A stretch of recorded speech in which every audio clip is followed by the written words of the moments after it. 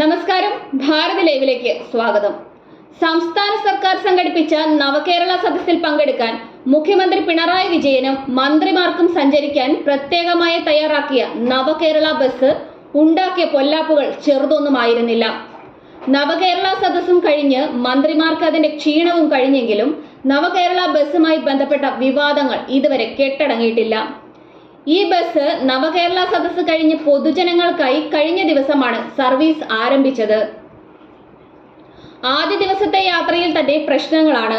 ബസിന്റെ ഡോർ കേടായതിനെ തുടർന്ന് ചരട് വെച്ച് കെട്ടിയായിരുന്നു യാത്ര നടത്തിയതത്രേ. കഴിഞ്ഞ ദിവസം കോഴിക്കോട് ബംഗളൂരു റൂട്ടിൽ അന്തർ സംസ്ഥാന സർവീസായ ഗരുഡ പ്രീമിയമായാണ് സർവീസ് ആരംഭിച്ചത്. ബസ് യാത്ര തുടങ്ങി അല്പസമയം കഴിഞ്ഞപ്പോൾ ബസിന്റെ ഹൈഡ്രോളിക് സംവിധാനം കേടായി തനിയെ തുറന്നു പോവുകയായിരുന്നു ഡോറുകൾ. ബലം പ്രയോഗിച്ച് ഡോർ അടയ്ക്കാൻ ശ്രമിച്ചെങ്കിലും ഇടയ്ക്കിടെ ഡോർ തുറന്നു പോയിക്കൊണ്ടിരുന്നു. പിന്നീട് യാത്രക്കാരുടെ നേതൃത്വത്തിൽ ബാഗിന്റെ വള്ളി ഉപയോഗിച്ച് വാതിൽ കെട്ടിവെച്ച് യാത്ര തുടർന്നു. ഇതോടെ VIP ബസ്സിൽ കന്നി യാത്രയ്ക്ക് ടിക്കറ്റ് എടുത്ത യാത്രക്കാരുടെ എല്ലാ മുഖത്ത് നിരാശയായി. തുടർന്ന് ബത്തേരി ഡിപ്പോയിൽ നിന്ന് വാതിലിന്റെ തകരാർ പരിഹരിക്കുകയും ചെയ്തു. കോഴിക്കോട് ബസ് സ്റ്റാൻഡിൽ പാർക്ക് ചെയ്യാനുള്ള ശ്രമത്തിനിടയിൽ ബസിന്റെ വശങ്ങൾ ഉരഞ്ഞ് പെയിന്റ് പോയതും വലിയ വിവാദമായിരുന്നു. എന്നാൽ ആദ്യ യാത്രയിൽ നവകേരള ബസിന്റെ ഡോറ് തകർന്നെന്ന വാർത്ത അടിസ്ഥാനരഹിതമെന്ന് KSRTCയുടെ വിശദീകരണം. കോഴിക്കോട് സ്റ്റാൻഡിൽ പാർക്ക് ചെയ്യാനുള്ള ശ്രമത്തിനിടയിൽ ബസിന്റെ വശങ്ങൾ ഉരഞ്ഞ് പെയിന്റും പോയിരുന്നു. എന്നാൽ ആദ്യ യാത്രയിൽ നവകേരള ബസിന്റെ ഡോറ് തകർന്നെന്ന വാർത്ത അടിസ്ഥാനരഹിതമെന്നാണ് KSRTCയുടെ വിശദീകരണം. ബസിന്റെ ഡോർ എമർജൻസി സ്വിച്ച് ആരോ അബദ്ധത്തിൽ പ്രസ് ചെയ്തതിനാൽ ഡോർ മാനുവൽ മോഡിലാവുകയും ആയത് റീസെറ്റ് ചെയ്യാതിരുന്നതുമാണ് തകരാർ എന്ന രീതിയിൽ പുറത്തുവരുന്ന വാർത്തയെന്ന് KSRTC വിശദീകരിച്ചു. VIP ബസ്സിൽ യാത്ര ചെയ്യാൻ ഏപ്രിൽ 30 മുതലാണ് സീറ്റ് ബുക്കിംഗിന് ഓൺലൈൻ സംവിധാനം ഏർപ്പെടുത്തിയിരുന്നത്.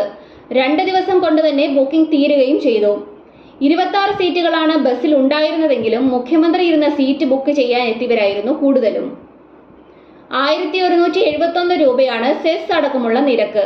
കോഴിക്കോട് ബംഗളൂരു റൂട്ടാണ് സ്ഥിരമായി നടത്താറുള്ള സർവീസ് എങ്കിലും മെയ് ദിനത്തിൽ കോഴിക്കോട്ടേക്ക് ബസ് എത്തിക്കാനുള്ള യാത്ര തിരുവനന്തപുരം കോഴിക്കോട് സർവീസായി മാറുകയായിരുന്നു.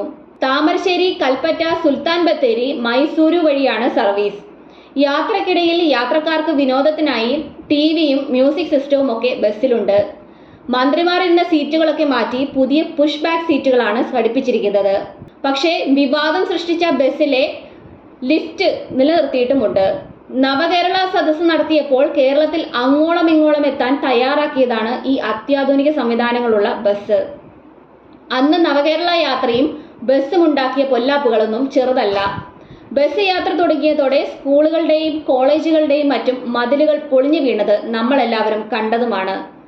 നവകേരള സദസ്സ് നടക്കുന്ന വേദിയുടെ മുൻപിൽ മുഖ്യമന്ത്രിയും മന്ത്രിമാരും സഞ്ചരിച്ച ബസ് എത്താൻ മതിലും റോഡുമൊക്കെ വെട്ടിപ്പൊളിച്ചത്. നവകേരള സദസ്സ് കഴിഞ്ഞ് ആ ബസ് ഇപ്പോൾ യാത്രക്കാർക്കായി വിട്ടുകൊടുത്തെങ്കിലും വിവാദങ്ങളൊന്നും അടങ്ങുന്നില്ല.